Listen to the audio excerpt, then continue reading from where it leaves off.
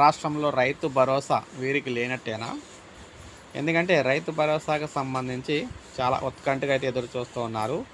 తెలంగాణలో రైతు భరోసా పథకం కింద 4 ఎకరాలకు పైబడి భూమి ఉన్న రైతులకు ఇంకా ఆర్థిక సహాయం అందలేదు. ప్రభుత్వం ఇప్పుడిస్తాం, అప్పుడిస్తామని హామీలు ఇస్తున్నప్పటికీ నిధుల విడుదలలో మాత్రం జాప్యం కొనసాగుతోంది.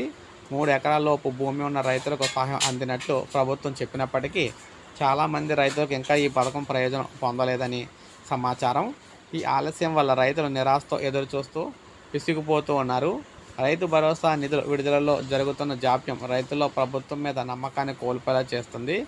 గతంలో హామీ ఇచ్చిన 15,000 స్థానంలో 12,000 రూపాయలు మాత్రమే ఇస్తామని ప్రభుత్వం ప్రకటించడంతో రైతుల్లో ఆగ్రహం వ్యక్తమవుతుంది. రాష్ట్ర ఆర్థిక పరిస్థితుల కారణంగా నిధుల విడుదల ఆలస్యం అవుతుందని అధికారులు చెబుతున్నప్పటికీ రైతులు ఎప్పుడు సహాయం అందుతుందోనని దానిపై స్పష్టత కోసం ఎదురు చూస్తూ ఉన్నారు.